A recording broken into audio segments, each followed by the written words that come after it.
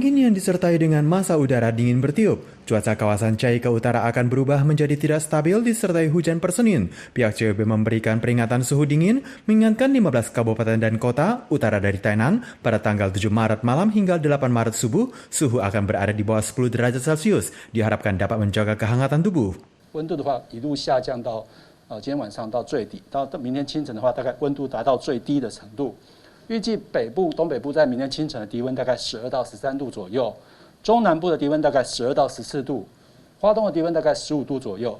CWB menganalisis dengan suhu rendah dan kadar air yang cukup, maka gunung dengan ketinggian di atas 3.000 meter berkemungkinan akan turun salju. Tiupan angin disertai hujan yang deras ini akan mulai mereda pada Senin malam dan mulai Selasa akan berubah menjadi dingin kering. Namun karena masih dipengaruhi oleh pendinginan radiasi, suhu akan tetap rendah pada pagi hari. 这个冷空气的影响差不多到3月初九，3月初九咱日时的温度就开始略略悬起来吼，所以咱差不多3月初10到3月14，这几天天气算讲真稳定，这雨水嘛拢无。 Dengan merujuk kepada berbagai laporan yang ada, cuaca seluruh Taiwan akan stabil per Rabu selama 10 hari. Untuk sementara waktu juga tidak ada tiupan angin dingin ke selatan. Warga bisa menggunakan cuaca baik ini untuk melakukan berbagai aktivitas. Sirene kebakaran berbunyi pada tanggal 6 Maret pukul 4 sore dari sebuah gedung apartemen di Xinzhou Street, kota Taichung. Banyak warga yang terjebak di dalamnya. Bahkan ada yang memanjat ke bagian kisi gedung penghalang air hujan sembari menantikan pertolongan.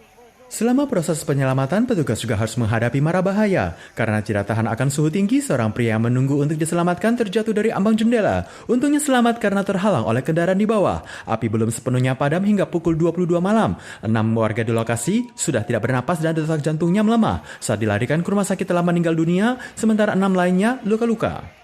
Sebelumnya, gedung ini adalah sebuah hotel yang kemudian akhirnya dialihkan menjadi kamar kos untuk disewakan. Penyebab kebakaran masih perlu dikonfirmasi. Namun daerah tangga gedung dipenuhi dengan tumpukan barang, ditambah dengan banyaknya kendaraan yang berhenti di gang setempat, sehingga menyulitkan mobil pemadam kebakaran untuk memberikan penyelamatan.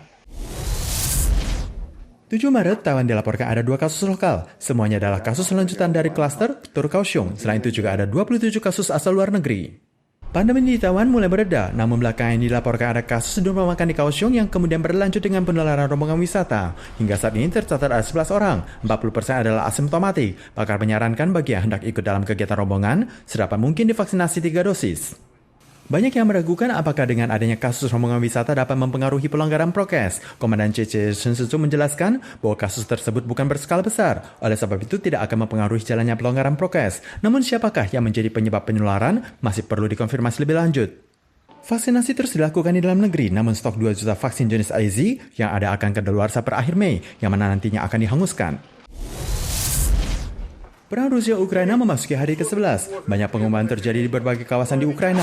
Jumlah korban tewas terus bertambah. Tidak sedikit orang yang tertembak bom di jalanan. Kota Irpin yang ada di pinggiran bagian barat ibu kota Kiev tersiar berita seorang ibu dan bayi total 3 orang tewas. Sementara di Stokianka yang ada di bagian selatan kota Irpin ada gudang yang dibom. Banyak kendaraan yang hendak segera meninggalkan lokasi setempat.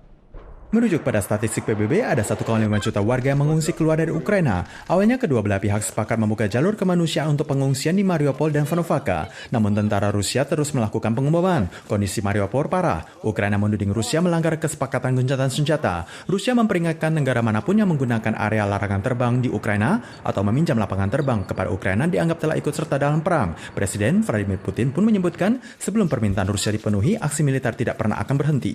Обращаю внимание, что использование аэродромной сети этих стран для базирования украинской боевой авиации с последующим применением против российских вооруженных сил может расцениваться как вовлечение данных государств в вооруженный конфликт.